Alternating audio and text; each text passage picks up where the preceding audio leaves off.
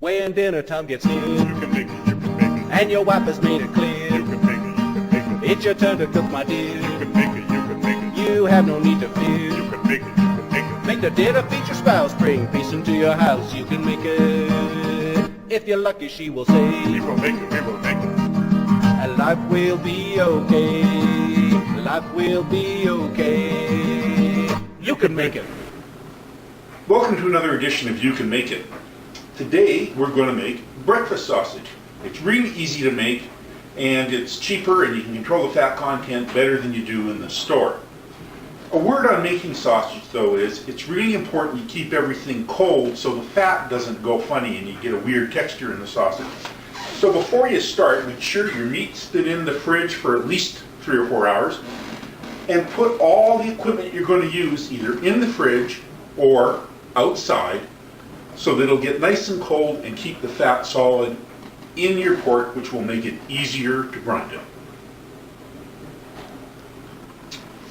I have a piece of pork shoulder that I've already boned. You can buy it boneless, but if you get the whole piece, then you have to take the bone out of it.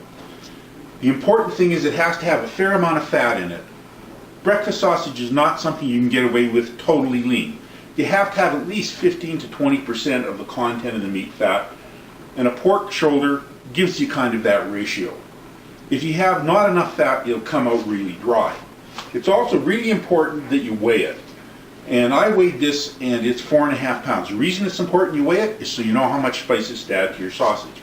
So I'm going to take this piece of pork and I'm going to start cutting it into cubes because that'll fit into my grinder better.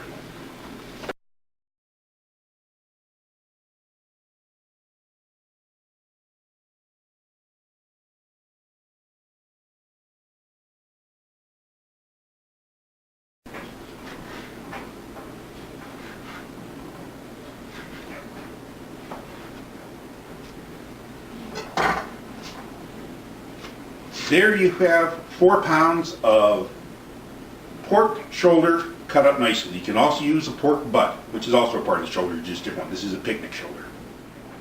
Now that the pork has been cut up, I make sure it's still cold. As soon as it starts to get warm, throw it back in the fridge for an hour. But it's still nice and cold, so I'm going to put about 1/3 of it into a big bowl. I know from the instructions, from the seasoning mix I'm using, which is the original Mountain Man blend from High Mountain Seasonings. You can also use your own mixture. If you go to Smoking Meat Forums and look up Pop's Country Sausage, he has an excellent recipe for homemade spices.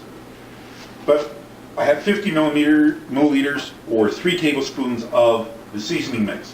And I'll just sprinkle about 1/3 of it on top of what I put in. I'll put in another 1/3 and put half of what's left on that, and then I'll put the rest in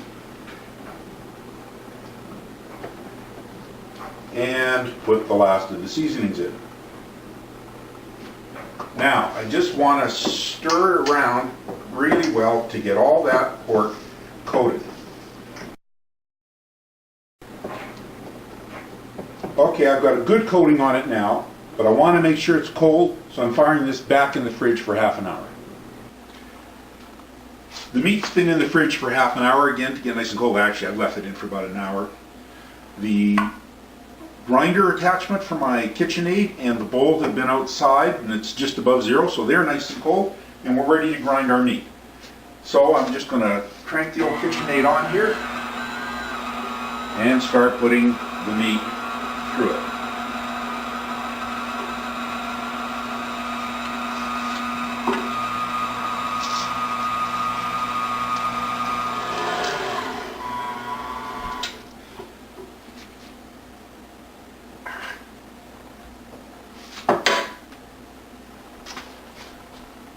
Well, that's the meat ground through. A couple of things. My wife likes her sausage a little finer, so I use the finest plate on my KitchenAid with the smallest holes. You can use larger ones if you like it coarser, but don't go over a 1/4 inch hole where the sausage won't bind together too well. Also, if you don't have a power meat grinder and you got one of the old hand crank ones, it'll work fine. It'll just be a lot more work, but just has to get ground up well. one more thing, a little change between now and the earlier video. You know, my hair is brushed. I was informed by my intrepid cameraman and lovely wife that apparently I looked a little like a mad scientist. So I hope I look better now. Now, the High Mountain Seasonings recipe for the Mountain Man sausage calls for a quarter cup of water per pound to be added to the pork. So I've got some cold water, and I got a little over a cup because there's 4.5 pounds. And I'll add that to the pork. Now you have to mix it thoroughly, and I find the easiest way to do that is to fold the meat over on itself and turn, and do that for at least 3 minutes because you want to make sure that seasoning is well spread through the pork. So you see, you just take the pork and you lift it up and fold it, trying not to spill any out like that, and just do that for 3 minutes. One of the most important things you have to do is to do a taste test before you finish off your sausage to make sure the seasoning's right. So I just made a little patty out of the sausage. I put the rest in the fridge. Remember, you got to keep the meat cold. And I'm frying it up in a lightly oiled saute pan over medium-high heat. You want to make sure it's cooked through, of course, as you would with any pork product. This one's getting pretty close. And it's been hard work up till now, so it's time for that other incredibly important part of all our recipes, copious quantities of red wine taken internally. So our pork patty should be nicely cooked by now, and we'll just take it off and put it onto a plate. And I'm just going to cut it in half. And let's try some.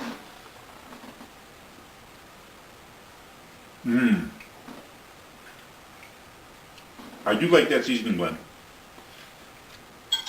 Not too salty, a little bit of stuff, but let's ask my intrepid cameraman to taste some and she'll tell us if it's alright for her because it's important she likes it too.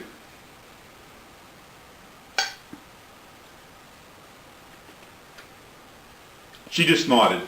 She's a little camera shy. And she even left me another little taste. Thank you very much, dear. We're ready to start actually making our sausages now. The easiest way to do it is to just take a ball of sausage meat and flatten it into a patty. And then set that aside for saving or freezing later. You can also use a stuffing machine to stuff the sausage into sausage casings. I find that a real pain in the neck. I do it for salamis and pepperonis and that kind of thing.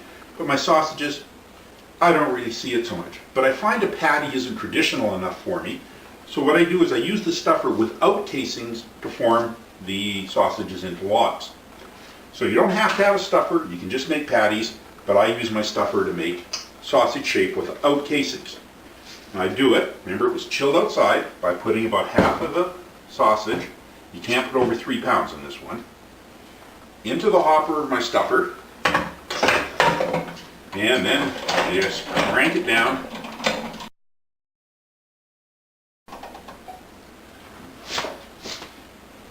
When it starts to come out, I just put a tray underneath it to catch it, and run it out in logs. Okay, as it starts to come out, just put it on a tray in logs, and we'll cut it into individual sausages later.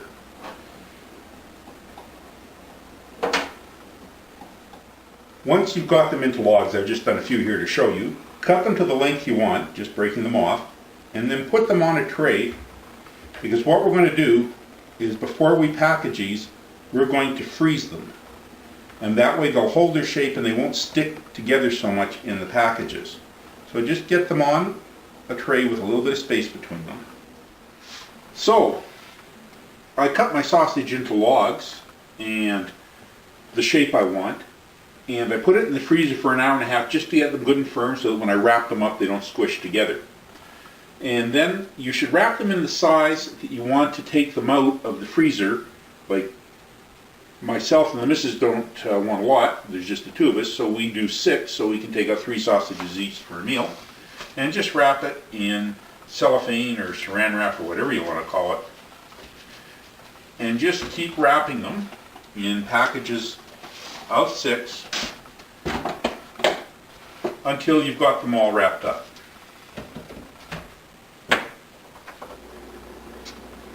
So I've got all of the sausages wrapped in packages of 6. And now I'm going to get some large size Ziploc storage bags. And I'm just going to put my sausages in here.